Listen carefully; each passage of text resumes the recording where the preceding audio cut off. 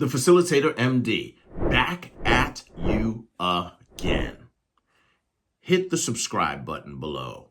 Hit the notification bell so that whenever a new video comes out from this channel, ping, you get it instantaneously. You'll never be behind. This week, I want you to just close your eyes and think about something. You're sitting on the couch. You're probably on your phone. Let's be real. TV's kind of getting old. You're on one of the various social media platforms. Then you start to say to yourself, I need a little snack, a little treat, a little something. You get up and you head into the kitchen, you open up that pantry, and you likely pick up something like this. Why did you pass that bowl that had these in them? The bowl was right in front of your face. You actually looked at it for a millisecond, and then you turned hard left and went to the cabinet to go pick up one of these. You know that this is death. It tastes very good. Nice. But you know it's death. It's full of sugar and all kinds of chemicals and preservatives, processed stuff that a food scientist spent months and months and months, if not years, developing to make sure that you come back to eat and buy more. But yet, when these called your name, you ignored. No, I was going to listen to that, but then I just carried on living my life. Because this is what you wanted. Unfortunately, you've probably made this type of decision for decades and decades since you were a kid, supported by marketing. Even your parents might have told you, this is a treat. This is not a treat. But how does that affect you? And how is our healthcare system affected by millions of people making these type of asymmetric decisions on a daily basis? Today, we're going to talk to John Foster. He's an ambassador for GreenFare, a brand new idea in health management through restaurant and education. We're going to talk about this decision-making that we've all struggled with, or some of us, like me, we're only now beginning to ask ourselves, why do I always grab this? And why do I always give this the cold shoulder in my kitchen? The Facilitator MD.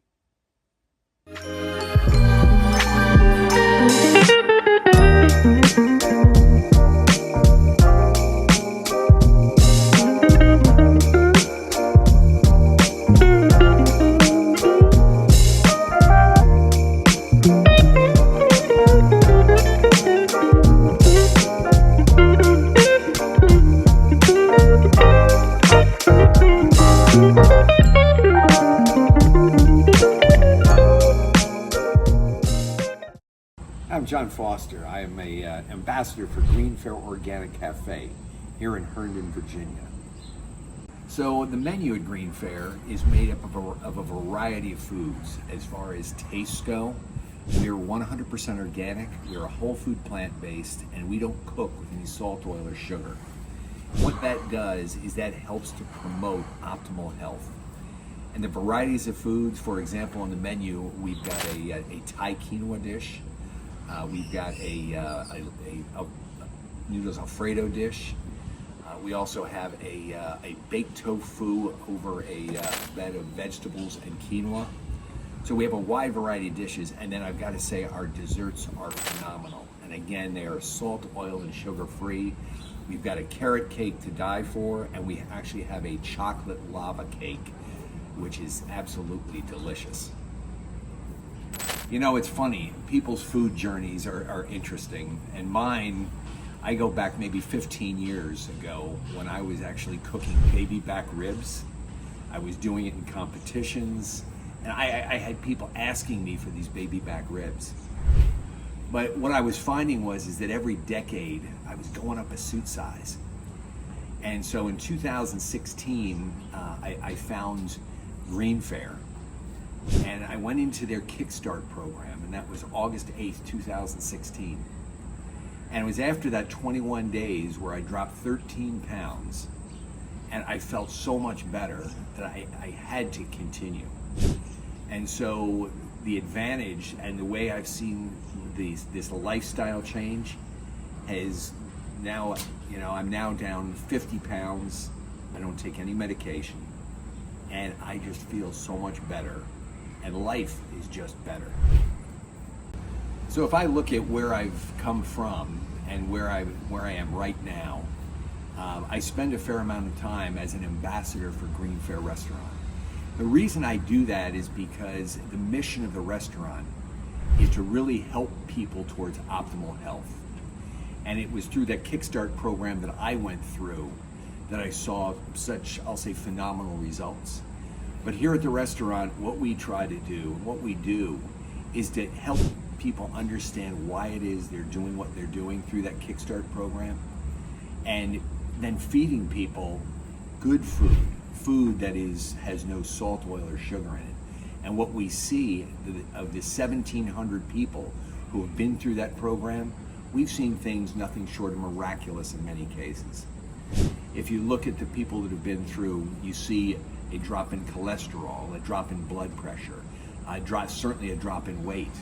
But all of those things, the thing that you will notice is that you will see other things change in your life as well. One of the things that I like to mention to people that I found interesting was that everything down to my skin changed. And it's understanding that the impact that food has on you can make such a difference in all aspects of your life. Everything from the way your skin feels, even to the way you think, where you actually will think more clearly and just feel better as a result of losing weight, taking the stress off of your joints, and the list goes on. I appreciate your journey, your food journey. How do you and how does this restaurant, this brand, how does it convince people to follow the plant-based diet? So one of the things that we try to do, and I think what we do is, if you look at the Kickstart program, for example, we try to remove the barriers that are a huge challenge to people. So for example, I know people find, food preparation challenging, and just the idea of understanding what it is they need to do to achieve the results that they can achieve. And so in the 21-day Kickstart program, through education, learning the different methods of cooking and learning why you're doing this, because certainly addiction is a piece of this. And I think that's one of the things that people are challenged with is the various types of addiction. And certainly food is a big one of those. If you look at the addictive qualities of salt, oil, and sugar, that's huge. And so what we're looking to do is to help people understand those addictive qualities so they can then look at their lives and say, maybe that's something that I need to change. The other thing which I'll say is that people really have to understand why it is they're wanting to do this. If you understand why it is you want to do it, that will help give you the motivation to overcome a lot of the obstacles that can be out there. For example, you've got a fast food restaurant in every corner. What would make you drive by that restaurant? The challenge of food choices out there. We have innumerable food choices, but the question is, which ones am I going to make a difference in my life for the things that I want to do? Because we can live longer and healthier lives by making the right choices, because it truly is not about life expectancy, it's about your health expectancy. You want to live a long, healthy life, not just a long life. I can be honest, I struggle with food addiction. I love Burger King, have since I've been a kid. And a lot of that has been the marketing of Burger King being in my face since I was, 5 years old.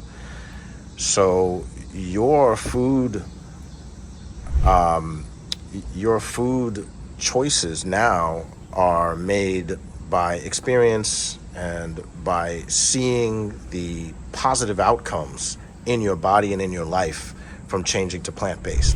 But for the rest of us who haven't engaged in that journey yet, what are your suggestions? How do we fight the billion-dollar industry that is trying to convince us that the meat and the cheese will do our bodies good?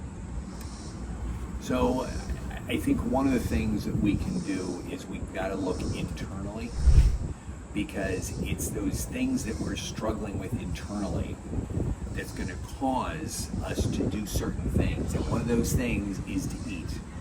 And it's what we really end up doing is eating the emotion.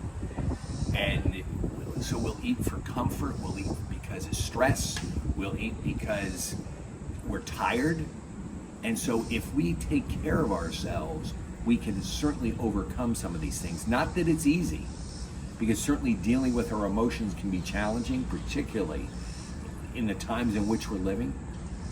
But there are ways to deal with that. And truly it is an internal thing that you've got to really start to look inside yourself to understand why it is you're making the choices that you're making. And if you can start to make just a few of those right choices, choose one thing, change one thing, and then change one more thing. And if you start adding those things up that you're changing, you will see, in fact, a change.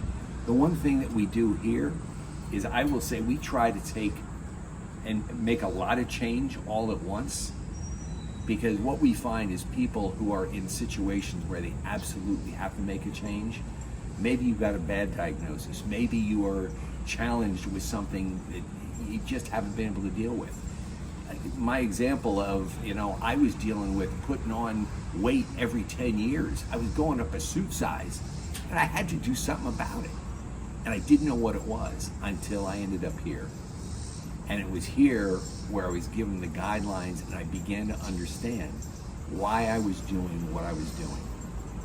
So if you think about the choices that you're making, that will be a first step to really making some changes in your life. So, it's interesting. GreenFare is I'll say a shiny diamond in the rough, if you will. And what I mean by that is, we are one of the few, if not the only restaurant in the country that does what we do. We're an educational restaurant that looks to help educate people towards optimal health. And then you think to yourself, well, why is there so few of us? The reason that there's so few is because there is no money in good health. What good is it going to do if you can't prescribe another medication? You can't give another treatment. You can't prescribe something that's going to, I'll say, help somebody to feel better, but not treat the root cause. Because if you can treat the root cause, people start to feel better and don't need medication and don't need treatment. There's no money in that.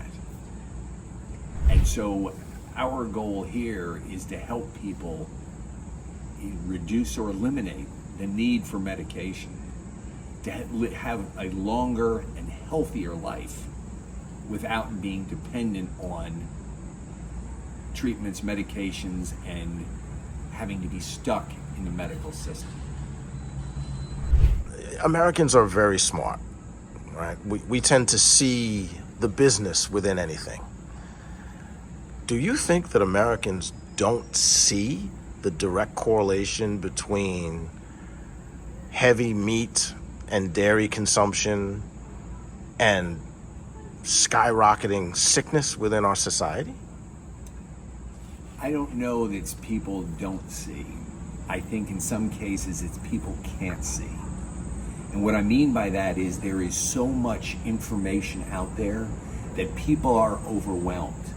Yeah, it's out there, and we've known for 30 years that heart disease is reversible. But that's not what's out there. What's out there is take this supplement, take this pill. So it really is an overwhelming amount of information that people are just inundated with. and really honestly have a tough time sorting through. And it's getting back to those seeds of truth that is where the challenge is. So if people will, I'll say, continue to look, and sometimes people find themselves in a situation where they will find that truth because they're driven to it, for whatever that reason may be. Maybe it was a bad diagnosis. Maybe it was all of a sudden they've been given 6 months to live.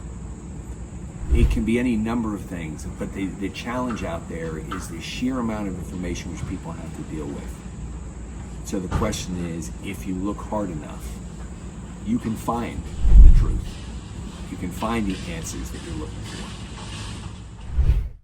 Okay, so you've seen, you've listened, you've learned. What are we doing now?